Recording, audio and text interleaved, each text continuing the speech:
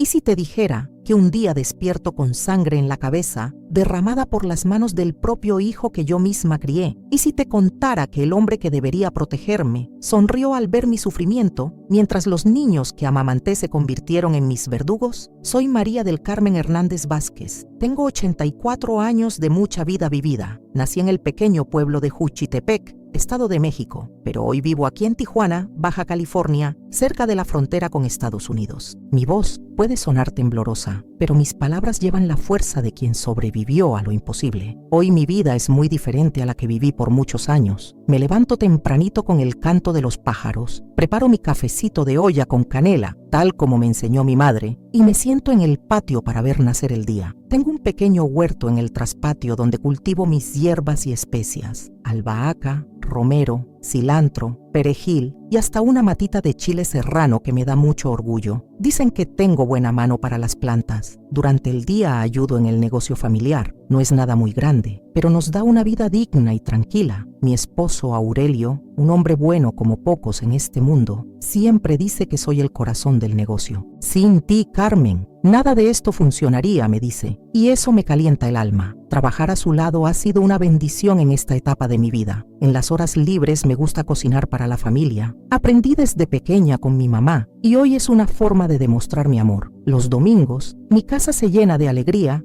cuando mis 2 hijas vienen a visitarme con sus maridos y mis 5 nietecitos. Preparo siempre unos tamales oaxaqueños que aprendí de una señora de Oaxaca que vivía aquí, o unas enchiladas rojas con pollo, tradición de nuestra región. Los pequeños se pelean por los últimos pedazos de mi flan napolitano casero, el olor de la comida en la estufa, las risas de los niños corriendo por el patio, el abrazo apretado de mis hijas. Son esos momentos los que me hacen agradecer todos los días por estar viva, por haber llegado hasta aquí a pesar de todo. En las tardes de sábado, cuando hay menos movimiento en el trabajo, me gusta sentarme en el parque central de la colonia, ver el movimiento, platicar con los conocidos que pasan. Esta ciudad me acogió cuando más lo necesitaba y hoy siento como si siempre hubiera vivido aquí. Conozco cada rincón, cada tienda, cada historia. Los comerciantes me llaman por mi nombre, los niños del barrio me dicen Abuelita Carmen. Y ustedes, mis queridas y queridos que me están viendo ahora, cuéntenme aquí en los comentarios de qué rincón de México me están viendo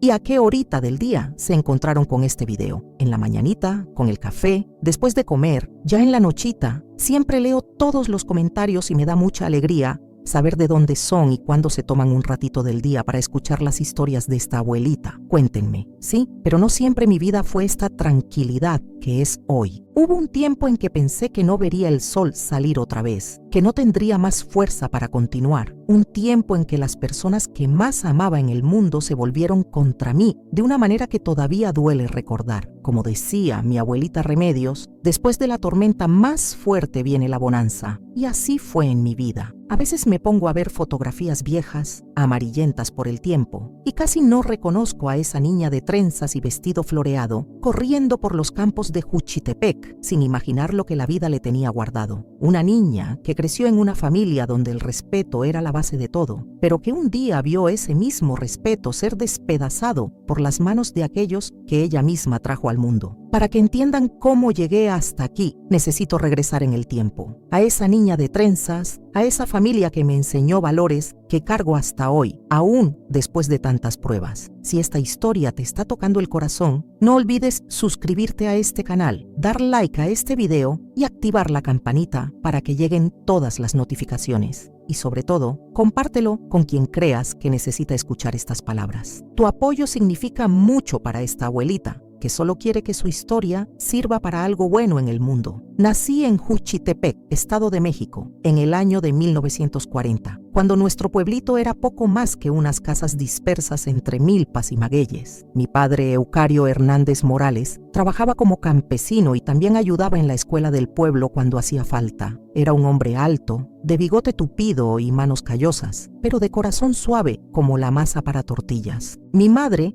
Dolores Vázquez Campos, era partera y curandera, conocida en toda la región por su sabiduría con las hierbas medicinales. Nuestra casa era de adobe, con techo de teja roja y un patio grande donde colgábamos hamacas en las tardes calurosas. En el solar teníamos un árbol de capulín que daba frutos dulces, un nopal que mi mamá usaba para hacer agua fresca y gallinas que andaban libres picoteando por todos lados. También teníamos un perro corriente llamado Güero, que llegó una noche de lluvia y se quedó para siempre. Éramos 4 hermanos, yo la mayor, después Celestino, 2 años menor, luego Estela, que llegó cuando yo tenía 7, y finalmente Socorro, la Benjamina, que nació cuando yo ya tenía 10 años. Nuestra rutina comenzaba temprano, con el canto de los gallos. Papá salía antes de que saliera el sol a trabajar la milpa. Mamá nos despertaba, nos daba atole de masa con piloncillo y nos alistaba para ayudar en la casa o ir con ella cuando tenía que atender algún parto en el pueblo. La escuela quedaba como a media hora caminando. Íbamos a pie, yo siempre de la mano con Celestino, que era medio distraído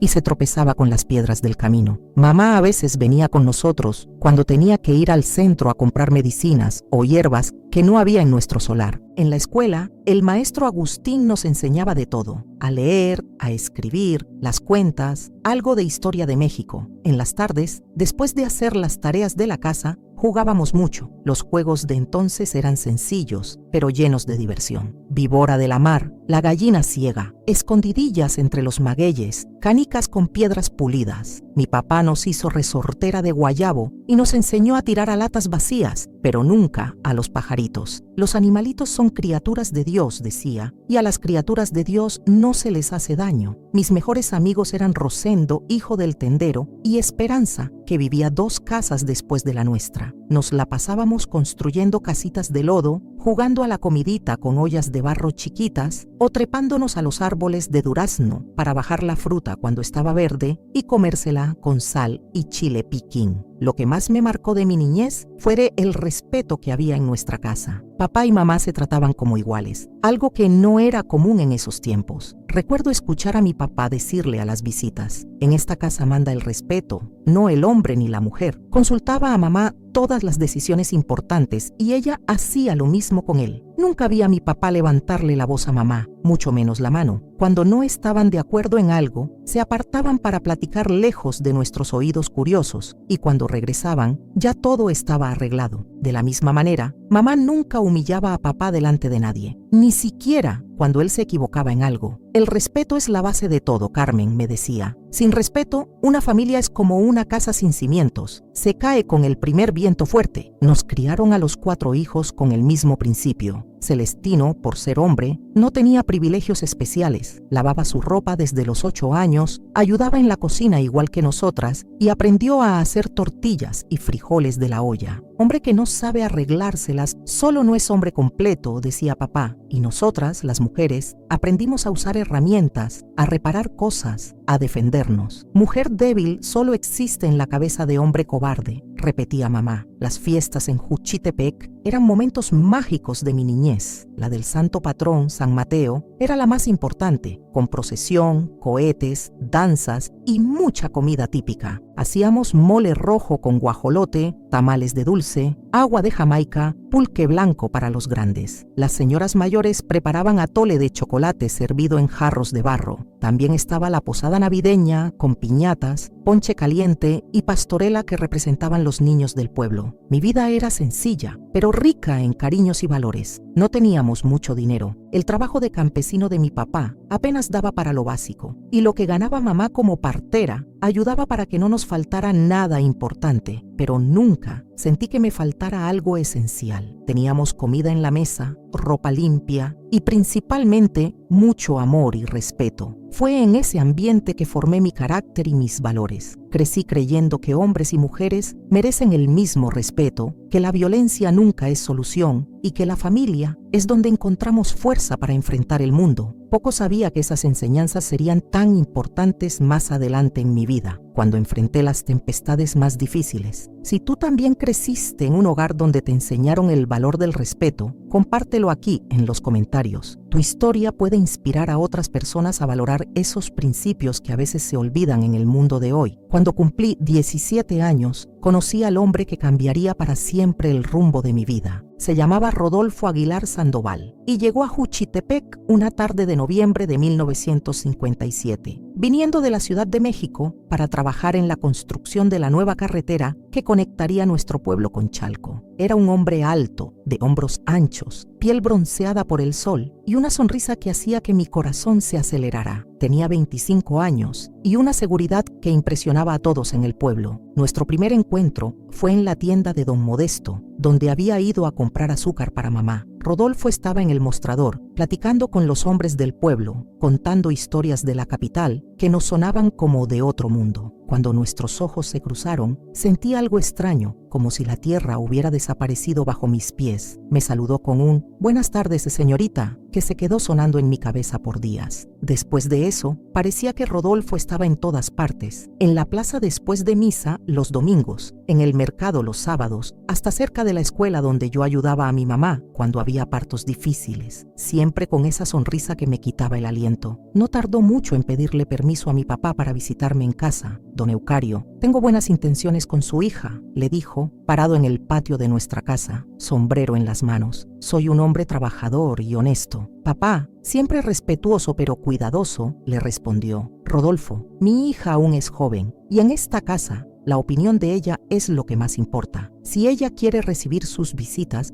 yo no me opondré, pero sepa que aquí respetamos a las mujeres siempre». Mamá, con su sabiduría de siempre, me llamó para platicar después de que Rodolfo se fuera. «Hija, escucha tu corazón, pero no te olvides de escuchar también tu cabeza. El amor verdadero no tiene prisa». Pero yo estaba encantada. ¿A quién quería engañar? También estaba ansiosa por vivir mi propia historia de amor, formar mi propia familia. En los meses siguientes, Rodolfo me cortejó con flores silvestres, paseos por el pueblo siempre acompañados por mi hermano Celestino y promesas de una vida maravillosa juntos. «Voy a construir una casa bonita para ti, Carmen», me decía. «Tendremos hijos, muchos hijos. Vas a ser la mujer más feliz del Estado de México». Al principio, mamá y papá tenían sus reservas. «Es un poco diferente a los muchachos de aquí», comentó mamá una noche. «Tiene ideas diferentes sobre la familia, pero Rodolfo sabía cómo agradar. Traía regalos para mis padres, tabaco especial para papá, tela bonita para mamá. Para mis hermanos siempre tenía algún dulce o juguete». Nos casamos en junio de 1958 en una ceremonia sencilla en la iglesia de Juchitepec. Yo había cumplido 18 años hacía poco y creía que sabía todo de la vida. Mi vestido fue cosido por mamá y doña Remedios, la mejor costurera del pueblo. Era de encaje delicado, con pequeñas flores bordadas a mano. Recuerdo el olor de azahares que adornaban el altar, el arroz que tiraron cuando salimos de la iglesia, la música que tocó don Pancho en su viejo acordeón. Ese día, viendo a los ojos de Rodolfo, juraba que había encontrado el amor de mi vida, un hombre que, como mi papá, construiría nuestra familia basada en el respeto mutuo y el cariño. Papá me abrazó fuerte antes de entregarme en el altar y me susurró: «Que construyan una familia tan feliz como la nuestra, mijita». Después del casamiento, Rodolfo me llevó a vivir a Nezahualcóyotl, donde había conseguido mejor trabajo en una fábrica de cemento. Nuestra primera casa era pequeña, de bloc, parecida a la casa de mis papás, solo que más nueva. Ahí comenzamos nuestra vida de casados. Los primeros meses todo parecía un sueño. Rodolfo, atento, cariñoso, siempre traía alguna florecita cuando regresaba del trabajo. Fue en Neza que tuvimos nuestro primer hijo, Aurelio, que nació en 1959. Cuando cargué a ese bebecito por primera vez, una onda de amor me invadió tan fuerte que casi no podía respirar. Rodolfo quedó tan orgulloso que repartió cigarros a todos los compañeros de trabajo. «Mi hijo, mi primer hijo hombre», anunciaba a quien quisiera escuchar. Luego vino Esperanza, nuestra primera niña, nacida en 61. Y después los otros, casi uno tras otro. Celestino en 1962, Modesto en 1964, los gemelos Salvador y Esteban en 1966, Refugio en 1968, Pilar, nuestra segunda niña, en 1970, y finalmente los más chicos, Tomás y Rubén, en 1972 y 1974. 10 hijos en total, 8 niños y 2 niñas, exactamente como Rodolfo siempre quiso. «Una familia grande es una familia fuerte», decía, mientras nuestra casa se llenaba de niños. Confieso que no siempre fue fácil. Amamanté a cada uno de ellos, cambié pañales de manta lavados a mano, pasé noches en vela con fiebres y tos. Rodolfo trabajaba duro, eso no lo puedo negar. Salía de casa antes de que saliera el sol y regresaba cuando ya estaba oscuro. El dinero nunca sobraba, pero tampoco faltó comida en la mesa o techo sobre nuestras cabezas. Pero con el paso de los años, algo comenzó a cambiar. No fue de repente, fue poquito a poco, tan despacio que yo casi no me daba cuenta. Si tú también viviste esos primeros años de matrimonio llenos de ilusión y esperanza, Comparte tu experiencia aquí abajo. A veces recordar los buenos momentos nos ayuda a sanar las heridas del corazón. Fueron pequeñas cosas al principio. Rodolfo quejándose de la comida, criticando la manera como arreglaba la casa, preguntándome por qué platicaba tanto con la vecina doña Amparo. Nada grave, nada que me hiciera pensar que algo estaba mal. Pero después llegaron las primeras explosiones de coraje. La primera vez que quebró un plato porque la comida no estaba como él quería. La primera vez que les gritó a los niños por hacer ruido cuando él quería descansar. La primera vez que golpeó la mesa con fuerza porque no estuve de acuerdo con algo que dijo. Esto no es nada comparado con lo que pasa en otras casas, me decía a mí misma. Él trabaja tanto, está cansado. Todavía trataba de mantener vivos los consejos de mis papás. Trataba de platicar, de resolver las cosas con respeto. Rodolfo, ¿te acuerdas de lo que prometimos? Que seríamos una familia como la que yo tuve, basada en el respeto, le decía. Él respondía, pero el respeto empieza con que la mujer obedezca al marido.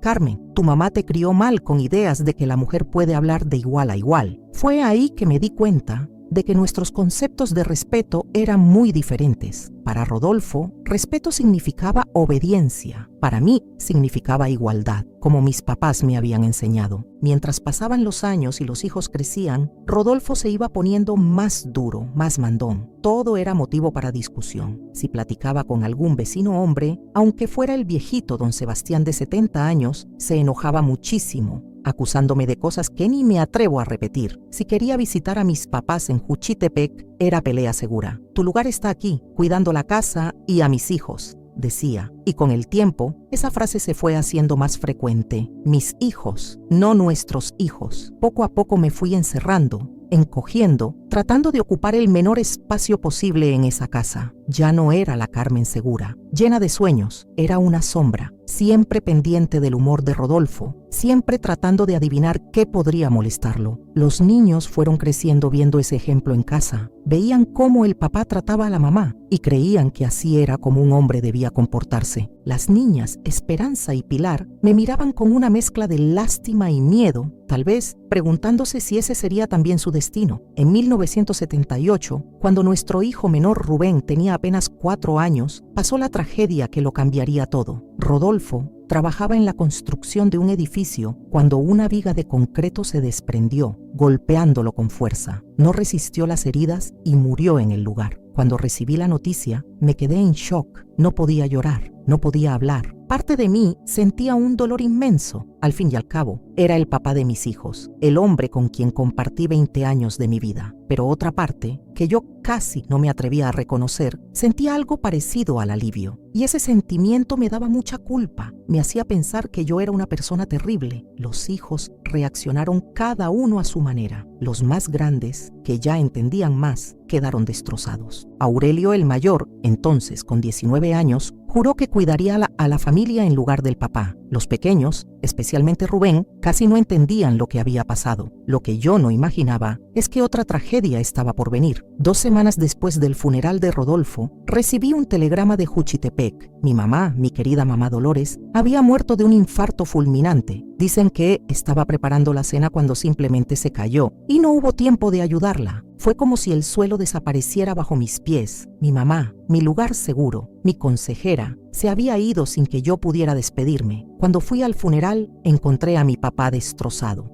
irreconocible. Eucario, siempre tan fuerte, parecía haber envejecido 20 años en 2 semanas. No sé vivir sin tu mamá, mijita, me dijo, agarrándome las manos con fuerza. Estuvimos juntos casi 50 años. ¿Cómo voy a seguir sin ella? Y fue ahí, en medio de mi propio dolor, que tomé una decisión que cambiaría el rumbo de nuestra historia. Invité a mi papá a vivir con nosotros en Nezahualcóyotl. Véngase para la casa, papá. Ahí hay espacio y los niños van a estar contentos de tener al abuelo cerca. Nos vamos a ayudar uno al otro en este momento tan difícil. Poco sabía que esa invitación hecha con el corazón lleno de amor filial sería el comienzo del periodo más oscuro de mi vida. Mi papá llegó a Nezahualcóyotl una tarde lluviosa de marzo de 1978. recuerdo como si fuera ayer. Se bajó del camión cargando una maleta de cuero gastada y un costal de yute con algunas pocas cosas de la casa de Juchitepec. Su cuerpo, antes fuerte como un ahuehuete, ahora parecía doblado por el peso de una carga invisible. Sus ojos, que siempre brillaron de alegría cuando nos veía, estaban apagados, perdidos. «Papá», le dije, abrazándolo fuerte, sintiendo sus costillas bajo la camisa delgada. «Ahora nos vamos a cuidar uno al otro. Si has perdido a alguien muy importante y sabes lo que se siente ese vacío en el alma, compártenos aquí abajo cómo lograste salir adelante. Tu fortaleza puede ser la luz que otra persona necesita hoy». Los primeros días, papá casi no hablaba. Se quedaba sentado en la silla mecedora que le pusimos en el patio, viendo hacia el horizonte, como si esperara ver a mamá regresando por el camino de tierra. Los nietos se acercaban curiosos, especialmente los más chiquitos, que casi no conocían al abuelo. Rubén, con sus 4 añitos, fue el primero en romper el hielo. «Abuelito, ¿quiere ver mi carrito?», le preguntó una tarde, acercándose con su juguete de madera que Rodolfo había hecho antes de morir. Vi un destello del antiguo brillo en los ojos de mi papá cuando cargó al nieto y empezó a contarle historias de cuando yo era pequeña. Por un momento pensé que todo iba a estar bien, que juntos superaríamos nuestras pérdidas, pero no fue eso lo que pasó. Con el pasar de las semanas, noté cambios en el comportamiento de mi papá. Él, que siempre fue un hombre tranquilo y sereno, empezó a tener momentos de irritación extrema, seguidos por periodos de tristeza muy profunda. En las noches, lo escuchaba caminando por la casa, hablando solito, a veces llamando a mamá como si ella pudiera responder. Lo llevé al centro de salud,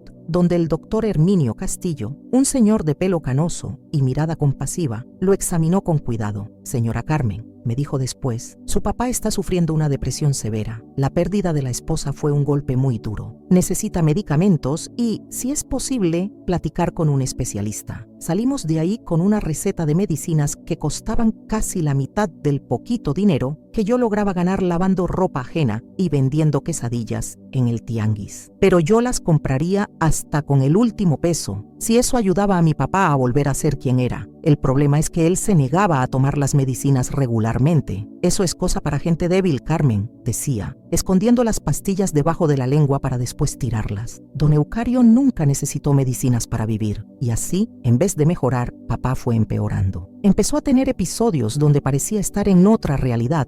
Hablaba con mamá como si estuviera ahí, peleaba con personas que no existían, se despertaba a medianoche gritando que había alguien queriendo entrar a la casa, pero lo peor todavía estaba por venir. Fue 6 meses después de su llegada que noté un cambio en la forma como mis hijos hombres me trataban. Aurelio, que siempre fue tan amoroso, empezó a responderme con sequedad, a cuestionar mis decisiones, a verme con algo parecido al desprecio. Los otros niños más grandes siguieron su ejemplo. Solo Esperanza y Pilar, mis hijas, y los pequeños Tomás y Rubén parecían los mismos. Una tarde entré a la cocina y escuché voces que venían del patio. Era papá sentado bajo el árbol de durazno, con mis hijos hombres alrededor de él, como discípulos escuchando a un maestro. Me acerqué despacito, sin que notaran mi presencia. «Ustedes necesitan saber la verdad sobre su mamá», decía con una voz que no reconocí, áspera y llena de amargura. Ella maltrataba a su papá, ¿sabían? Todas las noches, cuando él llegaba cansado del trabajo, ella lo atormentaba, reclamándole, exigiéndole, hasta haciéndolo pasar vergüenza delante de los amigos. Me quedé paralizada, sin creer lo que escuchaba. Aquello era una mentira completa. Rodolfo era quien me humillaba, me criticaba,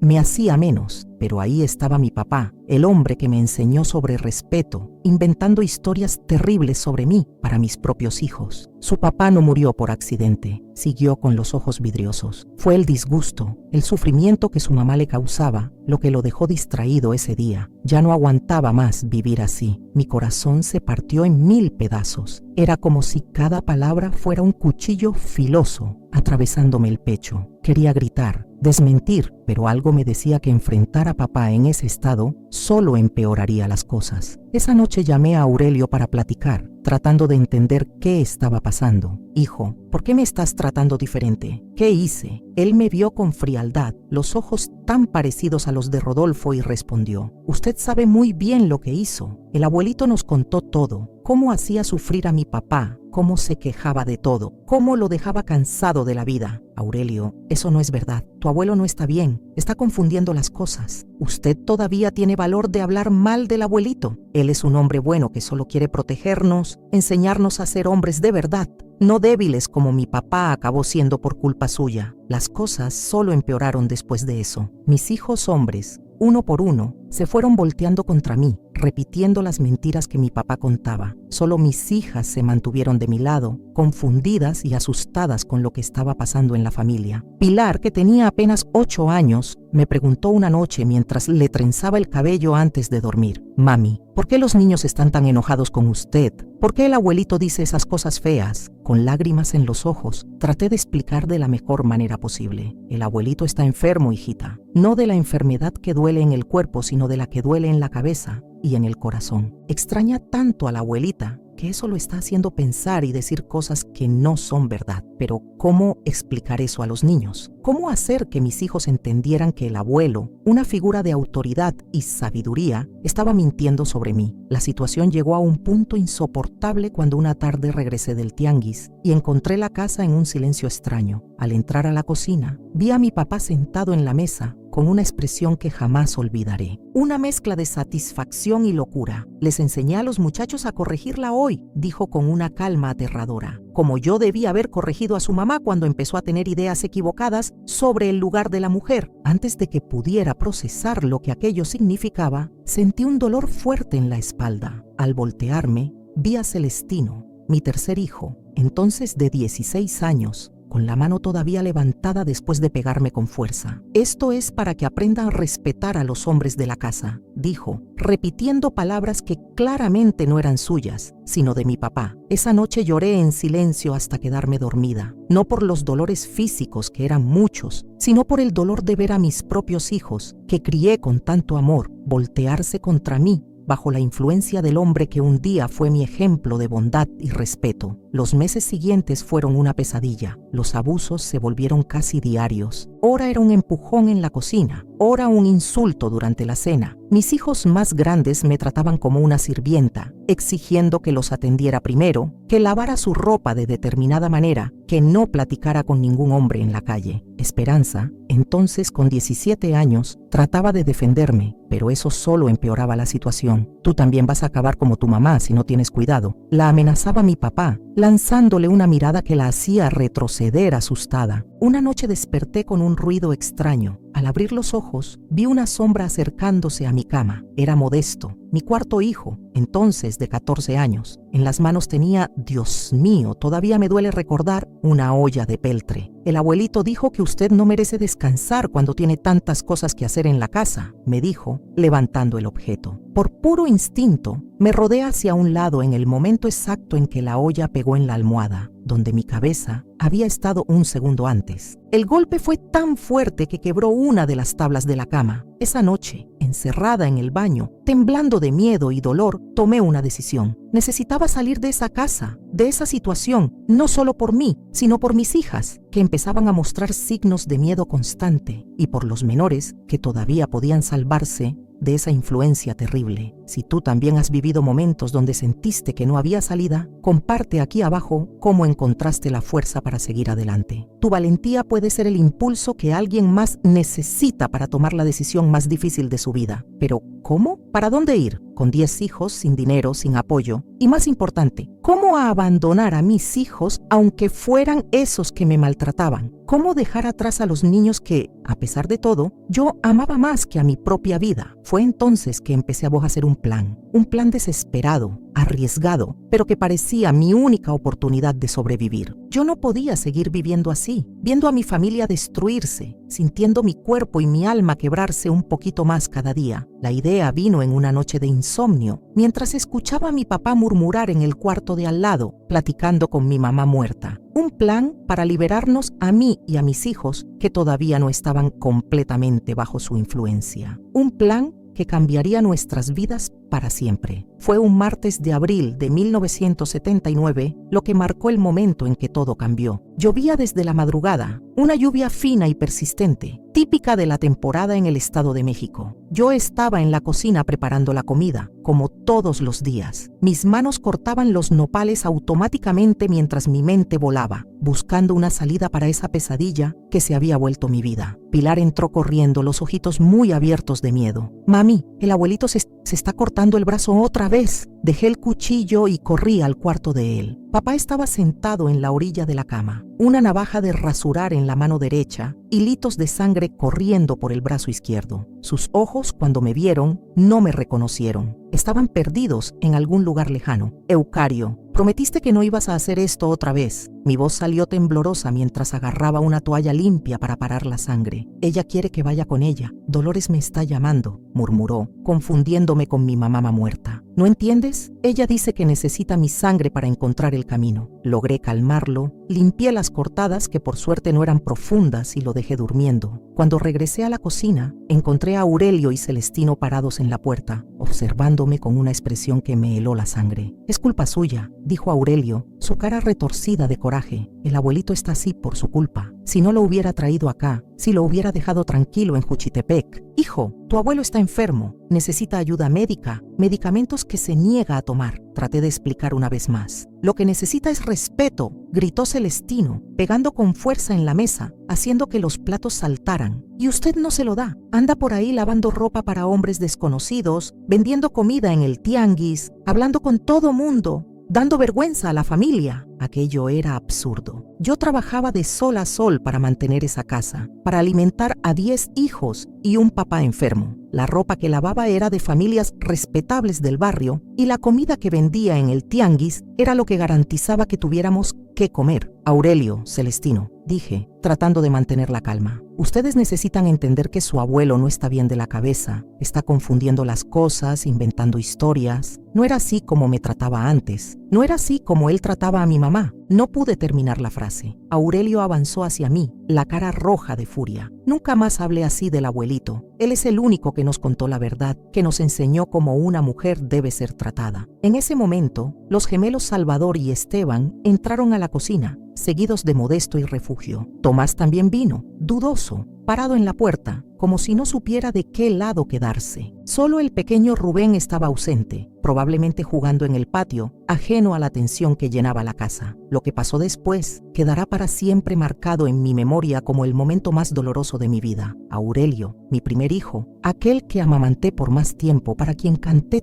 tantas canciones de cuna, me agarró del brazo con tanta fuerza que sus dedos dejaron marcas moradas. «Ya llegó la hora de que aprenda de una vez por todas cuál es su lugar en esta casa», dijo con una voz que no era la suya. Era la voz de mi papá en sus peores momentos. Los otros muchachos formaron un círculo a nuestro alrededor. Podía ver en los ojos de Salvador y Esteban una mezcla de miedo y emoción. Refugio parecía asustado, pero no se atrevía a ir contra los hermanos mayores. Modesto tenía en la cara esa misma expresión vacía de la noche de la olla. «Por favor», supliqué, lágrimas corriendo por mi cara. «Ustedes son mis hijos, salieron de mi vientre. No hagan esto». Pero mis palabras cayeron en oídos sordos. Lo que siguió fue una sesión de tortura que duró lo que me parecieron horas. No fueron solo golpes en la barriga o jalones de cabello. Fueron las palabras, las acusaciones, las humillaciones. «Usted mató a nuestro papá. Es una vergüenza como mamá. Le vamos a enseñar a obedecer». Cada frase era como una puñalada en mi corazón. Traté de defenderme, traté de alcanzar a esos niños que un día fueron mis bebés, pero era como si estuviera hablando con desconocidos. En algún momento escuché gritos. Eran Esperanza y Pilar, que habían regresado de casa de la vecina y vieron la escena. «Párense, dejen a mi mamá en paz», gritaba Pilar, tratando de pasar por el círculo de hermanos. Esperanza, más decidida, logró meterse y se puso delante de mí, tratando de protegerme con su cuerpo flaco de adolescente. «Quítense», ordenó Aurelio. «Esto no es asunto de ustedes. Ella es nuestra mamá», gritó Esperanza con una valentía que yo no sabía que tenía. «Ustedes también están locos como el abuelito. Creen en sus mentiras». Fue entonces que escuché la voz de mi papá. Estaba parado en la puerta de la cocina, apoyado en su bastón, una sonrisa extraña en los labios. «Muy bien, muchachos.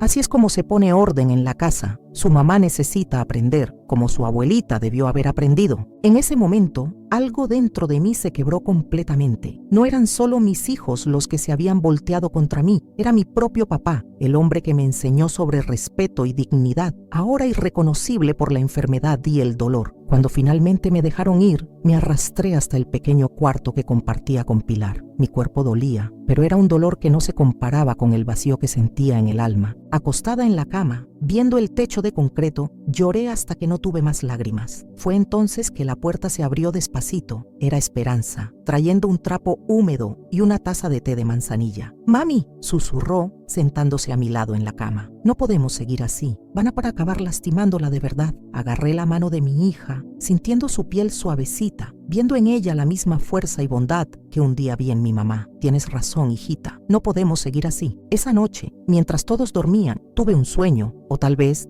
fue una visión. Mi mamá Dolores estaba sentada al pie de mi cama, tan real que podía sentir el olor del jabón de glicerina que siempre usaba. «Hija», me dijo con esa voz que era como un bálsamo para mi alma herida, «ya llegó la hora de que te acuerdes de quién eres». La hija de Eucario y Dolores no se deja vencer. La niña que yo crié sabe que a veces es necesario luchar para proteger a quien se ama. Cuando desperté todavía era madrugada. El sueño con mi mamá había dejado en mí una certeza. Yo necesitaba actuar y necesitaba ser ahora, no por venganza, sino por supervivencia mía y de mis hijas, y también por mis hijos más chicos, que todavía podían salvarse de esa influencia tóxica. Silenciosamente, me levanté y fui hasta la pequeña cómoda, donde guardaba mis pocas cosas. En el fondo del cajón, debajo de un rebozo viejo que fue de mi mamá, estaba una cajita de madera. Dentro de ella, algunos ahorros que había logrado esconder a lo largo de los meses, dinero de ventas extras en el tianguis, de algún bordado que hice por fuera. No era mucho, pero tal vez fuera suficiente para un nuevo comienzo. Regresé a la cama y me quedé viendo la cara dormida de Pilar, tan inocente, tan confiada de que su mamá resolvería todo. Al lado, en un colchón en el piso, dormía Esperanza, que ya había visto demasiado para sus 17 años. Fue ahí, en ese momento, entre la noche y el amanecer, que empecé a trazar mi plan. Un plan arriesgado, desesperado hasta, pero que parecía ser nuestra única oportunidad. Me acordé de Jacinto Morales, un antiguo compañero de Rodolfo, que había trabajado en el ejército antes de venir a trabajar en las fábricas. Él siempre fue respetuoso, siempre me trató como una señora de verdad, aún después de que Rodolfo murió. Tenía fama de ser duro, de conocer gente peligrosa de la región. Tal vez él pudiera ayudarme, y entonces pensé en la comida que preparaba todos los días, la única hora en que toda la familia se reunía. Si yo pudiera de alguna manera, no. Yo no lastimaría a mis hijos jamás, pero tal vez pudiera hacer que durmieran, solo el tiempo suficiente para que pudiera huir con Esperanza y Pilar. El sol empezaba a salir cuando finalmente mi plan tomó forma completa. No sería fácil, sería arriesgado y tendría que abandonar a 6 de mis hijos. Esa idea me desgarraba. Pero ¿qué alternativa tenía? Quedarme y ver a mis muchachos transformarse en monstruos bajo la influencia de mi papá. Ver a mis niñas sufrir el mismo destino que yo. Sequé las lágrimas, respiré profundo y tomé mi decisión. Era hora de que María del Carmen Hernández Vázquez se acordara de la niña que fue criada para ser fuerte, para ser respetada, para nunca doblarse ante la injusticia, ni siquiera cuando viniera de la propia familia. Si alguna vez te has encontrado en una situación donde tuviste que tomar la decisión más difícil de tu vida para proteger a quienes amas, comparte tu experiencia aquí abajo. A veces saber que no estamos solos nos da el valor que necesitamos para seguir adelante. En la mañana siguiente, me levanté antes que todos, como siempre hacía, el cuerpo todavía adolorido, pero la mente más clara de lo que había estado en meses. Tenía un plan imperfecto y arriesgado, pero era la única esperanza para mí y mis hijas. Primero necesitabas hablar con Jacinto sin levantar sospechas. Por suerte, era día de tianguis en Nezahualcóyotl. Desperté a Esperanza cuando el cielo todavía estaba oscuro. «Hija», susurré, «necesito que me ayudes hoy. Vamos a llevar más quesadillas para vender en el tianguis». Sus ojos, tan parecidos a los míos, me miraron con comprensión más allá de su edad. Ella sabía que algo era diferente, pero no hizo preguntas, solo asintió y empezó a vestirse en silencio. En la cocina preparamos todo como de costumbre. Cuando los otros empezaron a despertar, ya habíamos hecho quesadillas de flor de calabaza y las teníamos empacadas para vender. El olor rico llenaba la casa, disimulando la tensión que yo sentía. Voy a llevar a Esperanza y Pilar conmigo hoy, anuncié casualmente durante el desayuno. Necesito ayuda para cargar las cosas. Aurelio me lanzó una mirada desconfiada. ¿Por qué las dos? Lleva solo a Esperanza. Ella ya está grande. Respiré hondo, controlando el temblor en la voz. Pilar quiere aprender a hacer cambio. Ya está en edad. Mi papá, que comía en silencio en la punta de la mesa, levantó los ojos. Por un momento fugaz, vi en ellos un destello del antiguo Eucario, lúcido, atento. Deja que las niñas vayan, dijo, sorprendiendo a todos. Les hace bien aprender a trabajar desde chicas. No cuestioné ese momento de lucidez, solo agradecí en silencio y terminé de arreglar nuestras cosas. En el tianguis, instalamos nuestro puesto pequeño, como siempre hacíamos. Las quesadillas de flor de calabaza, envueltas en servilletas de tela, pronto empezaron a atraer clientes. Mientras Esperanza atendía las ventas, le pedí a Pilar que estuviera atenta al puesto. Mami necesita hablar con un amigo, queridita. Ya regreso. Caminé entre los puestos, saludando conocidos hasta que vi a Jacinto en su puesto de herramientas. Aún después de tantos años fuera del ejército, mantenía la postura recta, la mirada vigilante. Cuando me vio, su cara curtida por los años se suavizó en una sonrisa respetuosa. Doña Carmen, qué gusto verla. ¿Cómo van las cosas? Miré alrededor, asegurándome de que nadie nos observara, y respondí con voz baja. Jacinto, necesito su ayuda. Es urgente y delicado. Algo en mi expresión debe haber revelado la gravedad de la situación, porque inmediatamente me llevó detrás de su puesto, donde podíamos platicar sin que nos escucharan. Ahí, con voz temblorosa y ojos aguados, le conté todo. Los abusos, las manipulaciones, el ataque de la noche anterior. Le enseñé los moretones en los brazos, la marca morada en el lado de la cara que había tratado de disimular con un rebozo. Le hablé de mi plan de huir con mis hijas, del dolor de dejar a mis otros hijos, del miedo de que me persiguieran. Jacinto escuchó todo en silencio, la cara endureciéndose con cada detalle. Cuando terminé, puso la mano sobre mi hombro, un gesto respetuoso de solidaridad. Doña Carmen conocía a su marido. Rodolfo era bueno en el fondo a pesar de los defectos. Él confió en mí en momentos difíciles y ahora es mi turno de honrar esa amistad. Me explicó entonces que conocía gente en la región, ex militares como él, hombres que resolvían problemas sin hacer muchas preguntas. No eran bandidos, me aseguró, solo hombres duros que entendían que a veces la justicia necesitaba ayuda. ¿Cuánto necesita para empezar de nuevo?, me preguntó. Le enseñé los ahorros que había traído conmigo, escondidos en un bolsillo interno del vestido. Era poco, pero él asintió pensativo. Va a alcanzar para el principio. Yo puedo poner un poquito más. Tengo un primo en Tijuana, en la frontera con Estados Unidos. Él puede conseguir un lugar para que usted y las niñas se queden hasta que se establezcan. Tijuana. El nombre sonó como música en mis oídos. Lejos lo suficiente para empezar de nuevo. Cerca lo suficiente para no sentirme completamente perdida en tierras extrañas. ¿Cuándo?, pregunté sintiendo el corazón acelerarse con la posibilidad real de escape. Mañana, respondió él decidido. Hay un camión de mercancía que sale para allá al amanecer. El chofer es de confianza. Las va a llevar sin hacer preguntas. Le expliqué entonces la otra parte de mi plan, la más arriesgada, el somnífero que pensaba poner en la comida. No quiero lastimar a nadie, aclaré. Solo necesito tiempo para agarrar nuestras cosas y salir sin enfrentamiento. Jacinto frunció el ceño preocupado. Es peligroso, doña Carmen. Dosis equivocada puede causar problemas. Tengo práctica con medicinas. Cuidé a 10 hijos con fiebres, dolores, accidentes. Sé lo que estoy haciendo. Él asintió todavía preocupado, pero respetando mi decisión. ¿Y sus hijos y su papá, cuando se den cuenta de que se fue? Fue ahí que dudé. No quería que mis hijos sufrieran, aún aquellos que se habían volteado contra mí. Eran mis hijos después de todo. Necesito que alguien los asuste lo suficiente para que no vengan a buscarnos, dije, las palabras saliendo con dificultad. No quiero que los lastimen, solo que entiendan que es mejor dejarnos en paz. Jacinto pensó por un momento. Después asintió afirmativamente. Conozco algunos muchachos que pueden parecer bien espantosos cuando quieren. Van a hacer una visita a su papá y a los niños más grandes después de que sepan de la huida. Solo una plática convincente. Regresé al puesto con el corazón más aliviado, a pesar del peso de la decisión que había tomado. Esperanza notó el cambio en mí, pero esperó hasta que estuviéramos solas para preguntar: «Mami, ¿qué está pasando?». Miré a los ojos de mi hija mayor, ahora una mujer joven al borde de la vida adulta, y decidí que merecía saber la verdad.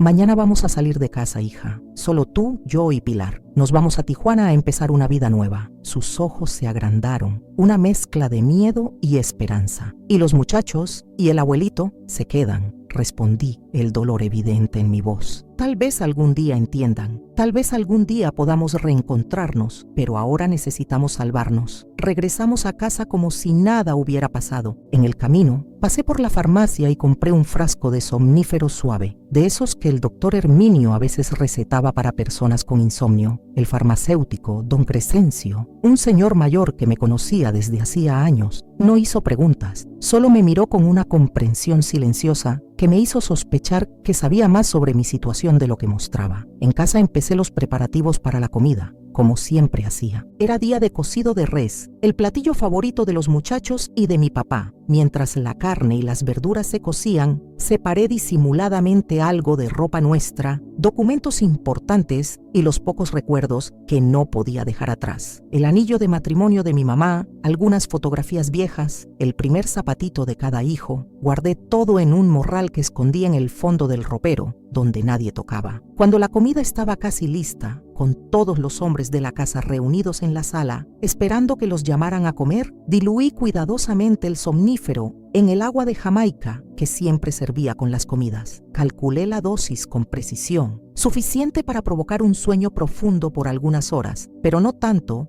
como para causar cualquier daño. «Esperanza», llamé bajito cuando entró a la cocina. «No tomes el agua de Jamaica hoy, ni tú ni Pilar. Dile que pida agua natural». Mi hija entendió inmediatamente y asintió, los ojos revelando una mezcla de miedo y determinación. La comida transcurrió normalmente. Mi papá, en uno de sus momentos de lucidez, hasta elogió el cocido. Los muchachos comieron con apetito, tomando grandes vasos del agua de Jamaica para aliviar el calor del día. Solo Esperanza, Pilar y yo tomamos agua natural, un detalle que felizmente pasó desapercibido. Como media hora después de la comida, los efectos empezaron a aparecer. Primero fue Rubén, el más chiquito, que bostezó y dijo que quería echarse una siesta. Después, Tomás, que casi no podía mantener los ojos abiertos. Uno por uno se fueron recogiendo, vencidos por un cansancio repentino e irresistible. Mi papá fue el último en ceder. Luchó contra el sueño por más tiempo, como si alguna parte de él sospechara lo que estaba pasando. Pero finalmente, sentado en su silla mecedora en el patio, también cerró los ojos y su respiración se volvió pesada y acompasada. Cuando tuve certeza de que todos dormían profundamente, hice una seña a Esperanza. Rápidamente agarramos el morral escondido y algunas pocas provisiones para el viaje. Pilar, que no sabía exactamente qué estaba pasando, solo siguió nuestras instrucciones en silencio, los ojos grandes y asustados, moviéndose de mí hacia su hermana. Antes de salir, me paré en la puerta del cuarto donde mis hijos dormían. Con el corazón apretado de dolor y culpa, miré por última vez a esas caras que tanto amaba. Aún después de todo, pedí silenciosamente a Dios que los protegiera, que algún día los ayudara a entender. Dejé sobre la mesa de la cocina un papelito sencillo. «Perdónenme por irme así, es la única manera. No traten de encontrarnos». El sol de la tarde ya empezaba a bajar cuando salimos por la parte de atrás de la casa, siguiendo un camino poco usado que llevaba al otro lado del barrio, donde Jacinto había prometido encontrarnos. Caminamos rápido, Pilar entre nosotras dos, muy pequeña, para entender completamente lo que estaba pasando, pero sintiendo la urgencia del momento. Cuando llegamos al punto acordado, Jacinto ya nos esperaba en una camioneta vieja. A su lado estaban dos hombres de apariencia ruda, que evitaron mirar directamente hacia nosotras. Los muchachos espantosos que él había mencionado.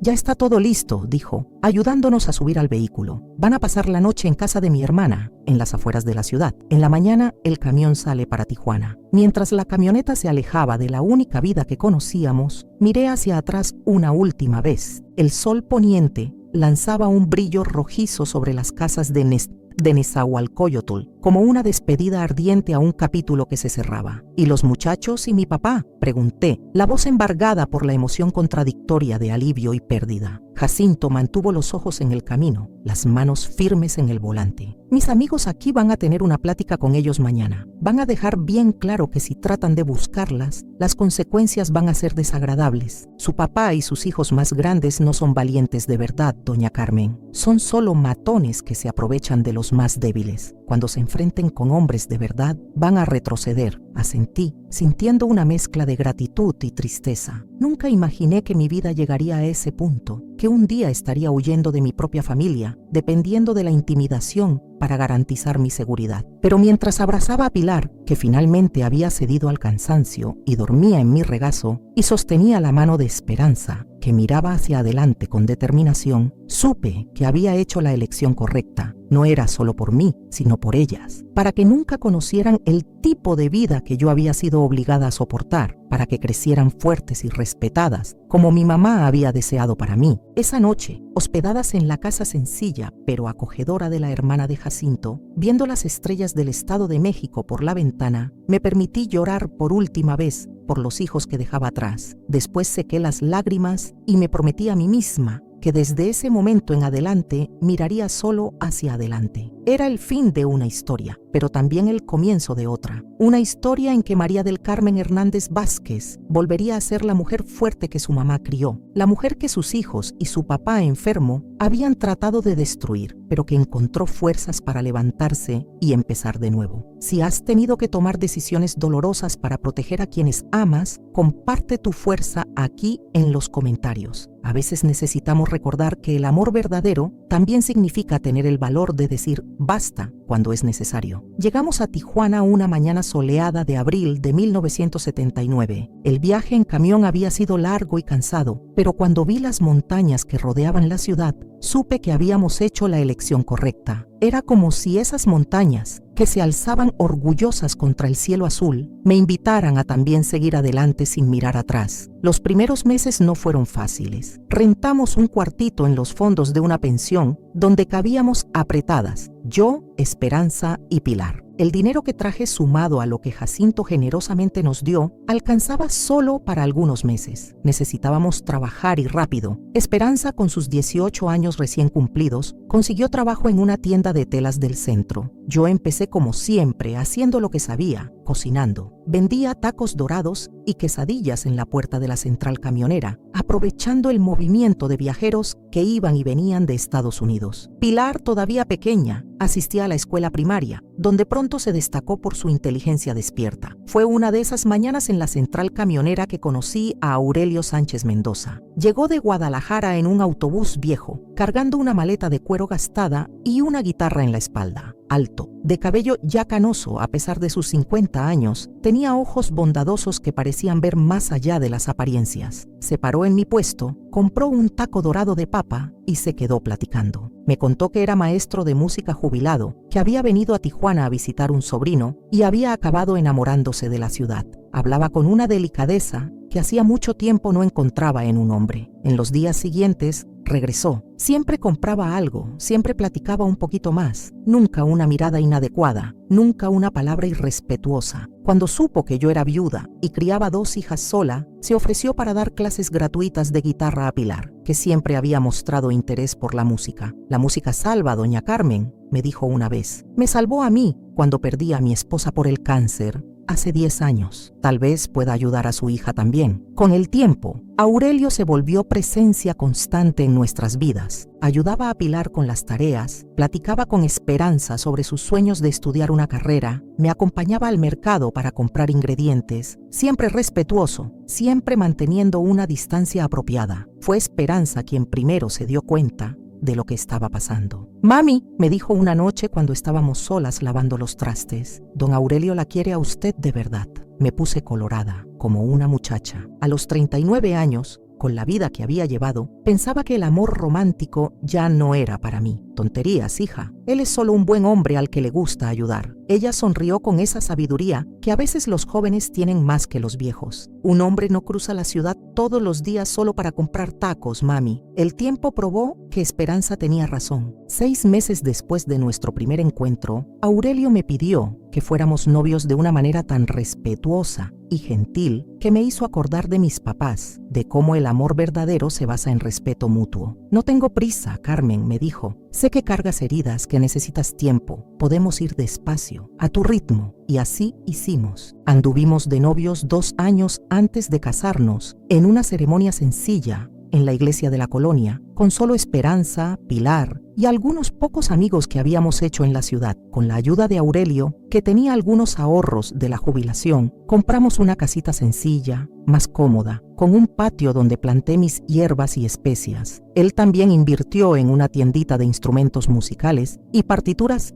que se volvió el negocio de la familia. Esperanza, que ya estaba de novia con un muchacho local, siguió viviendo con nosotros hasta casarse. Pilar floreció bajo el cuidado del padrastro, que la trataba como hija de sangre. Los años fueron pasando y nuestra vida fue tomando forma en ese rincón de Baja California. Las heridas del pasado nunca desaparecieron completamente. ¿Cómo podrían? Pero aprendimos a convivir con ellas, a no dejar que definieran nuestro futuro. A veces, en las noches más silenciosas, mi pensamiento volaba hacia Nezahualcóyotl, hacia los hijos que dejé. En los primeros años, esa memoria era como un cuchillo en el pecho. Con el tiempo, el dolor se fue transformando en una nostalgia melancólica y después en una especie de aceptación resignada. Hice lo que necesitaba ser hecho para sobrevivir, para proteger a mis hijas. No había otro camino en aquel momento. Supe, por intermedio de conocidos, que mi papá falleció en 1983, apenas 4 años después de nuestra partida. Dicen que nunca se recuperó completamente, que en los últimos tiempos casi no reconocía a los nietos con quienes vivía. Lloré por él, no por el hombre torturado y cruel en que se transformó al final, sino por el papá amoroso y justo que fue durante la mayor parte de mi vida. En cuanto a mis hijos, las noticias fueron escasas. Supe que Aurelio se mudó a Ciudad de México, que los gemelos se fueron a trabajar en las maquiladoras de Ciudad Juárez. De Tomás y Rubén, los más chicos, casi nada supe. A veces me pregunto si ya adultos entendieron lo que pasó, si la distancia y el tiempo les trajeron alguna claridad sobre aquellos días sombríos. Nunca traté de contactarlos directamente. El miedo todavía estaba ahí, enterrado profundo, pero presente. Y había la promesa que me hice a mí misma en aquella noche de abril: mirar solo hacia adelante. Esperanza se casó y me dio 3 nietos maravillosos. Pilar se recibió de maestra, como yo siempre soñé ser, y hoy da clases de música en la escuela de la colonia, además de ayudar a Aurelio en la tienda. Tengo 2 nietos por parte de ella también, que llenan nuestra casa de alegría los fines de semana. Hoy, a los 84 años, miro hacia atrás y veo una vida que, a pesar de las cicatrices, fue reconstruida con amor y respeto. Aurelio, ahora con 85 años, sigue siendo el compañero gentil y amoroso que conocí hace más de 40 años. Nuestras mañanas empiezan con café en el patio, observando los pájaros que vienen a comer las frutas que les dejo. Nuestras noches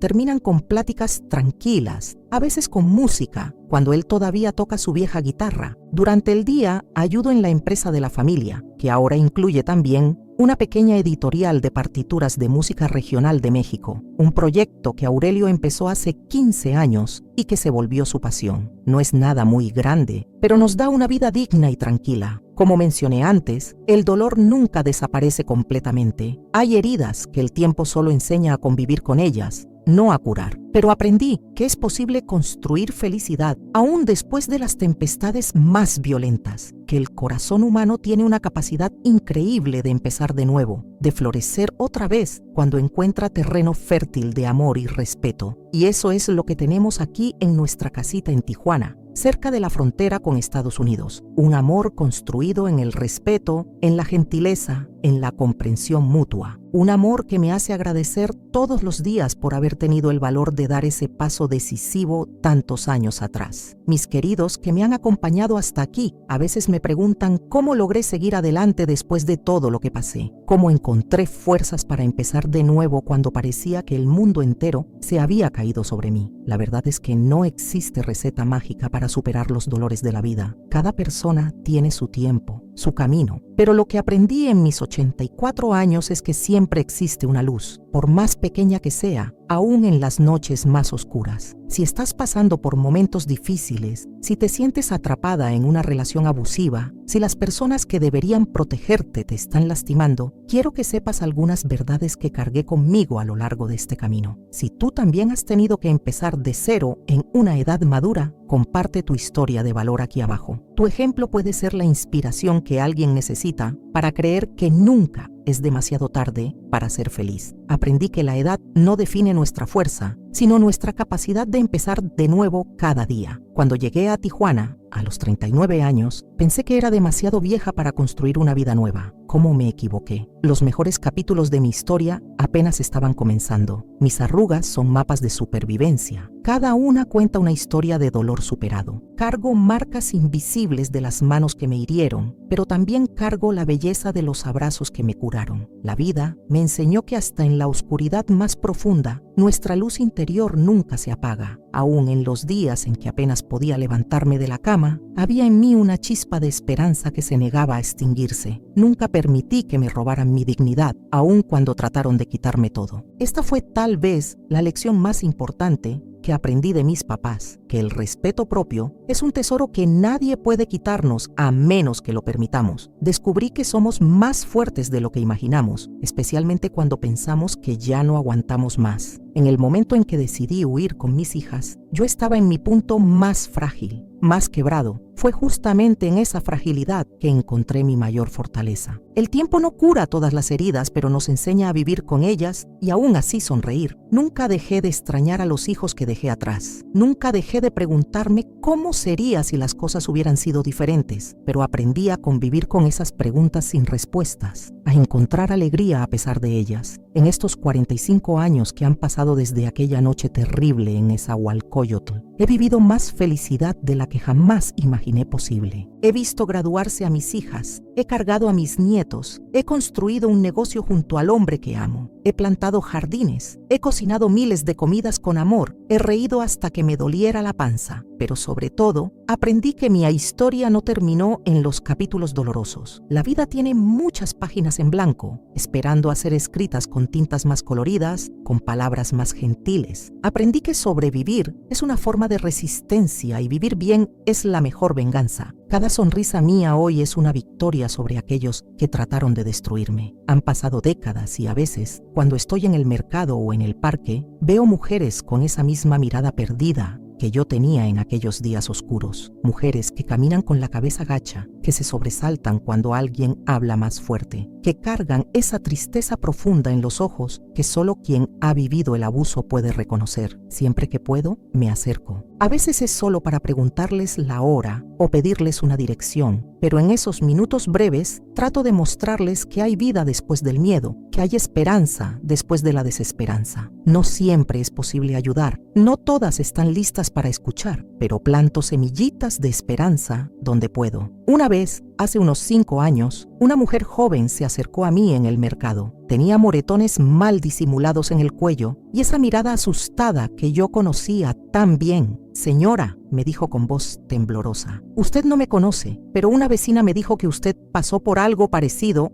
a lo que yo estoy pasando. ¿Es verdad que se puede salir?». Me senté con ella en una banca del mercado y le conté mi historia. Le di los teléfonos de organizaciones que ayudan a mujeres en situación de violencia. Le expliqué que había opciones, que había gente dispuesta a ayudar. No sé si siguió mis consejos, pero espero que sí. Espero que haya encontrado su camino hacia la libertad. Es por esas mujeres, por esas madres, por esas hijas que comparto mi historia hoy, porque sé que en algún lugar hay alguien que necesita escuchar que es posible salir del infierno y construir un paraíso, que es posible ser feliz después de haber tocado fondo. Si estás sufriendo, si sientes que no hay salida, escucha a esta viejita que ya vio mucho en esta vida. Pide ayuda, no tengas pena, no te escondas. En algún lugar existe un Jacinto, un Aurelio, personas que extenderán la mano cuando más lo necesites. Y si no los encuentras luego, sigue buscando, porque existen. En cualquier país, en cualquier cultura, existen personas y organizaciones listas para ayudar a quien sufre violencia doméstica,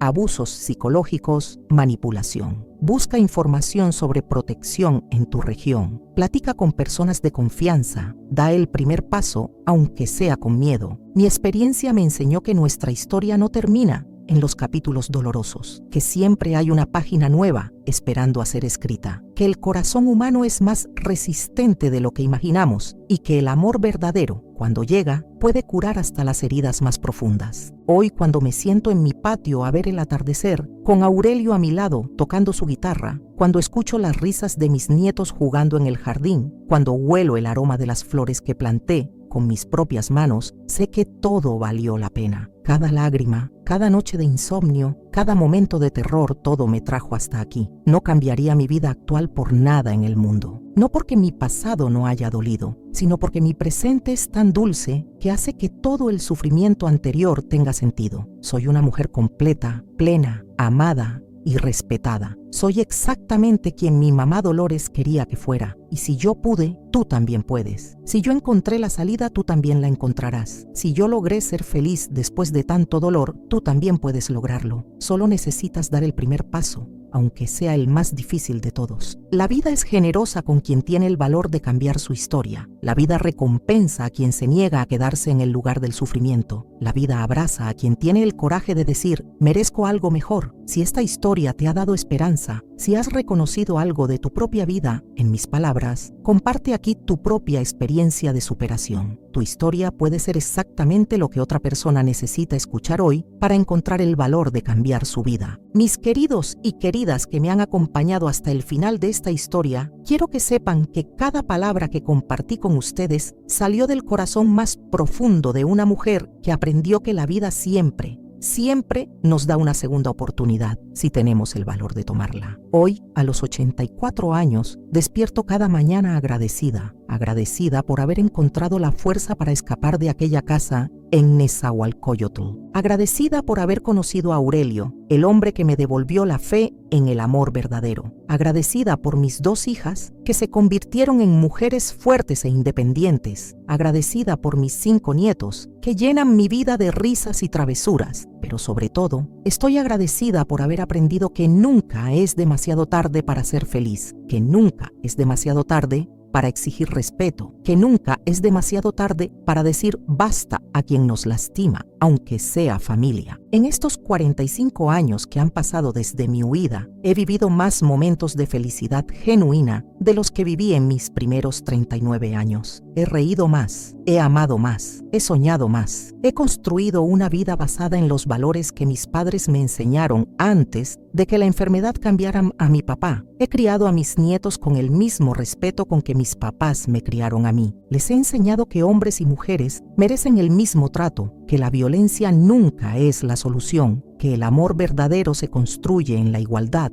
y la comprensión mutua. Cuando miro hacia atrás, no siento rencor. Siento tristeza por los hijos que dejé, por el papá que perdí ante la enfermedad, por los años que se perdieron, pero no siento rencor. El rencor envenena el alma y mi alma está llena de paz. A veces me pregunto qué habría pasado si me hubiera quedado, si hubiera soportado más tiempo, si hubiera esperado a que las cosas mejoraran solas. Y la respuesta siempre es la misma. Probablemente no estaría aquí para contar esta historia. Probablemente mis hijas no serían las mujeres exitosas y felices que son hoy. La decisión más difícil de mi vida resultó ser la más acertada. Y quiero que cualquier mujer que esté pasando por algo similar sepa que hay luz al final del túnel, que hay vida después del miedo, que hay amor después del abuso. Si tu historia se parece a la mía, si vives con miedo, si las personas que deberían protegerte son las que más te lastiman, quiero que sepas que mereces algo mejor. Mereces respeto, mereces amor, mereces paz. No importa tu edad, no importa cuánto tiempo hayas soportado, no importa si tienes hijos o no los tienes, no importa si tienes dinero o no lo tienes. Siempre hay una salida, siempre hay gente dispuesta a ayudar, siempre hay una mano extendida esperando la tuya. El primer paso es el más difícil, pero también es el más importante. Es el paso que separa la vida del miedo de la vida de la esperanza. Es el paso que separa el sufrimiento de la posibilidad de ser feliz. Yo di ese paso una noche de abril de 1979 y cambió toda mi vida. Tú también puedes darlo. Tú también puedes cambiar tu historia. Tú también puedes ser feliz. A los 84 años, puedo decir con toda seguridad que la vida es hermosa cuando se vive con dignidad, respeto y amor. Que cada día puede ser una nueva oportunidad de construir algo mejor. Que nunca pero nunca es demasiado tarde para empezar de nuevo. Mi historia no es solo mía. Es de todas las mujeres que han sufrido violencia, de todas las madres que han tenido que tomar decisiones imposibles, de todas las que han encontrado el valor de decir no más. Es también de todas las que todavía están buscando esa salida, de todas las que todavía dudan si vale la pena intentar, de todas las que piensan que ya es muy tarde para cambiar. Nunca es muy tarde, nunca. Si esta historia te tocó el corazón, si reconociste algo de tu propia vida en mis palabras, te pido que hagas 3 cosas importantes. Primero, comparte este video con